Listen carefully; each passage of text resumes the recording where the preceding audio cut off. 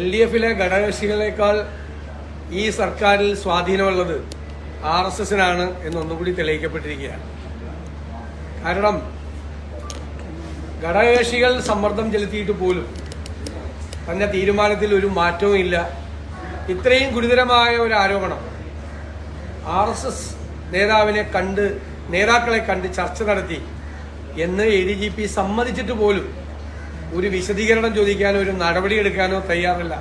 അല്ല, പൂർണ്ണമായി സംരക്ഷിക്കും എന്ന് പറഞ്ഞാൽ അതിനർത്ഥം RSS-ഉം CPM-ഉം തമ്മിലുള്ള അവിശുദ്ധമായ ബാന്ധവത്തിന്റെ ഏറ്റവും വലിയ തെളിവാണ്. കാരണം അജിത് കുമാറിനെ ഉപദ്രവിച്ചാൽ അല്ലെങ്കിൽ അജിത് കുമാറിനെതിരായി നടപടിയെടുത്താൽ അത് RSS-നെ മുറിപ്പെടുത്തും, RSS-നെ വേദനിപ്പിക്കും എന്നതുകൊണ്ടാണ് മുഖ്യമന്ത്രി പിണറായി വിജയൻ ഇങ്ങനൊരു നിലപാടെടുത്തിരിക്കുന്നത്. അജിത് കുമാറിനെ സംരക്ഷിക്കും എന്ന് പറഞ്ഞ മുഖ്യമന്ത്രി സത്യസന്ധനായ മറ്റൊരു ഉദ്യോഗസ്ഥൻ മലപ്പുറം SP ഇതുവരെ ഒരു മോശം ട്രാക്ക് റെക്കോർഡും ഇല്ലാത്ത, ഒരു അഴിമതി ആരോപണം പോലും ഇല്ലാത്ത സത്യസന്ധനായ ഒരു ഉദ്യോഗസ്ഥനെതിരായ നടപടി. അത് ഭരണകക്ഷി MLA 10 ദിവസമായി തുടർച്ചയായി സർക്കാരിനെതിരായിട്ട് ആഞ്ഞടിക്കുക. ആ ഭരണകക്ഷി MLA തൃപ്തിപ്പെടുത്താൻ വേണ്ടിയിട്ടാണ് സത്യസന്ധനായ ഒരു ഉദ്യോഗസ്ഥനെതിരെ നടപടി. എനിക്ക് മുഖ്യമന്ത്രിയോട് ചോദിക്കാനുള്ളത്, നിങ്ങൾ എന്ത് മെസ്സേജാണ് നിങ്ങൾ പോലീസ് സേനയ്ക്ക് കൊടുത്തത്?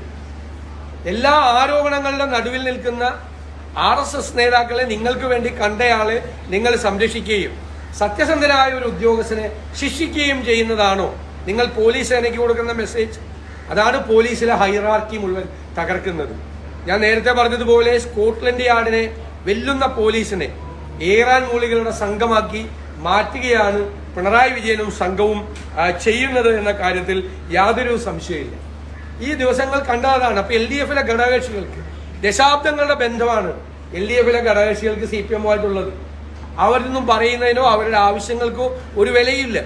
CPI ഉൾപ്പെടെ ഉള്ള കക്ഷികൾ പുറത്തു പറഞ്ഞത് അവർക്ക് അകത്തു പറഞ്ഞപ്പോൾ അവർക്ക് കിട്ടിയ മറുപടി ഇതാണ്: നിങ്ങളൊന്നും പറഞ്ഞിട്ടൊരു കാര്യമില്ല, ഞങ്ങളൊന്നും ചെയ്യാൻ ഉദ്ദേശിക്കുന്നില്ല എന്നുള്ളൊരു വലിയ മെസ്സേജാണ് ഇന്നലത്തെ ഇടതുമുന്നണി ഈ യോഗത്തിൽ കൊടുത്തത്. മാത്രമല്ല, ഈ രാജ്യം മുഴുവൻ ചർച്ച ചെയ്യുന്ന ഒരു രാഷ്ട്രീയ വിഷയം ഇല്ലേ, ഈ രാജ്യത്തെ മുഴുവൻ മീഡിയകളും ചർച്ച ചെയ്യുന്ന ഒരു രാഷ്ട്രീയ വിഷയം.